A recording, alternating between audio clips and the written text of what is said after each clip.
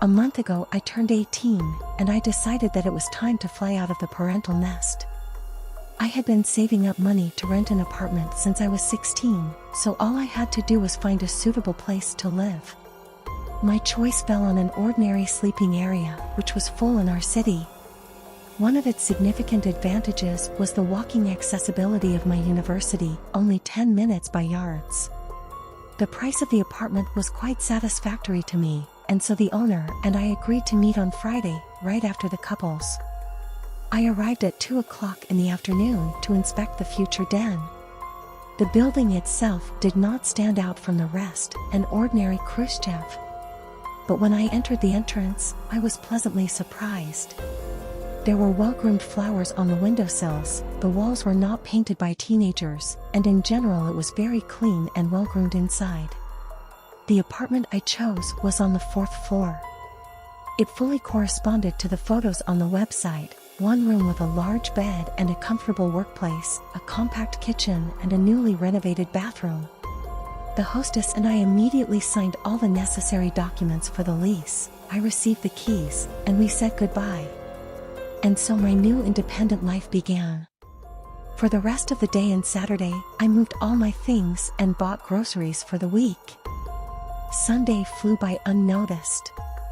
I cleaned all day, cooked food for a few days in advance to take lunches to university with me, and in the evening I tried unsuccessfully to prepare for classes. It was a restless night. I woke up to annoying shuffling sounds from above. There was a feeling that someone decided to move the cabinet. What kind of overnight redevelopment? It was 2:30 on the clock. For an hour I tossed and turned in bed, but the noise did not subside. Anger seized me. Tomorrow, on the first pair, I was waiting for a difficult test. I couldn't think of anything better than getting out of bed and tapping on the batteries. After a couple of minutes of my continuous knocking, the screeching from above finally stopped. I woke up, as usual, at 6 in the morning, and immediately began to get ready for university. The night's incident made my head ache from lack of sleep. I failed the test, but for some reason I didn't think about the neighbors anymore. I blamed myself more for the lack of preparation, because I had very little time because of the move. When I got home, I cooked dinner and had a little rest watching my favorite TV series. I didn't sit up for a long time, and already at 10 in the evening I went to bed. I was woken up by exactly the same sounds as yesterday. Out of the corner of my eye, I noticed the time on the illuminated clock, 2:30. Again. More than anything, I wanted to get some sleep. The whole school week was going to be difficult. In a fit of cold rage, I decided to get up and find out what my neighbors were up to. Why the hell don't they let me sleep for the second day in a row? I got dressed and went out on the landing.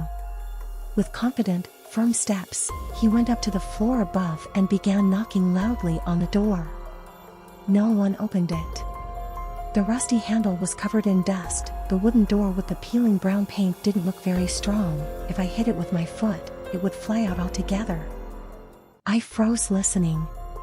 There was no grating noise that annoyed me, but I heard another sound, the patter of small bare feet.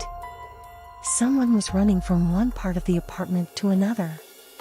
I knocked again, but less insistently. My whole fuse was gradually coming to naught. I was preparing for a showdown, not a lecture on behavior for young children. Suddenly, for some reason, their parents left them alone for a couple of days. Then the trampling stopped. I couldn't hear anything for a while, so I decided to lean my ear against the door.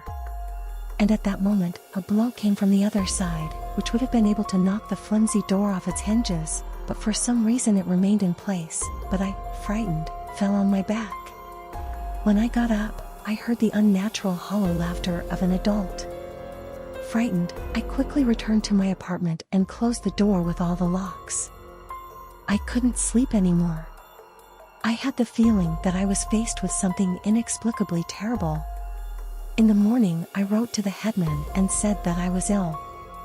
I'd been trying to distract myself with simple household chores all day. In the evening, I finally decided to get some air, but going down the stairs in the entrance, I tried not to turn around. Still not deciding which way to go, I stayed for a couple of minutes near the house. At that moment, a heavy-set, kind-looking man of about 50 came up to me. "Good evening.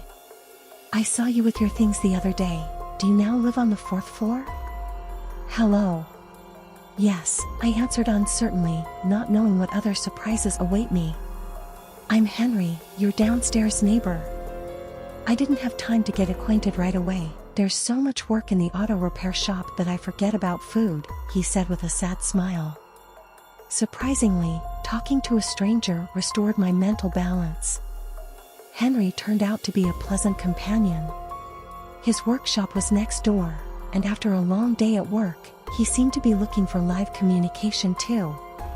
After discussing the move, my studies and his work, we switched to you, and I decided to ask, "Henry, do you know who lives on the floor above me?" "Yes, no one lives there. This is the only apartment on the floor has been empty for as long as I can remember. And I've lived in this house for 30 years. Like you, I moved here as a student, but I didn't rent an apartment, I got it from my grandmother. My grandmother also told me that a whole family died in this apartment. The father went crazy and stabbed his wife and twin children about 7 years old. Yes, it's a terrible story. The owners of neighboring apartments prefer not to tell about this." After his words, I felt sick. I always laughed at children's horror stories about ghosts and the living dead, but now I was not laughing.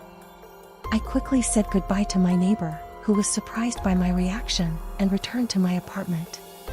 After standing for a cold shower, I came to my senses a little. My brain refused to believe what was happening, and I decided to think about it again in the morning. As a last resort, I can always go home to my parents. I got into bed, but the unnatural laughter wouldn't leave my head. Closer to 2:30, I anxiously stared at the ceiling, waiting for the familiar screech. This time I made a promise to myself that I would never try to stop him, but it was too late. There was a knock of small knobs on my door, against which the creepy laughter I already knew sounded.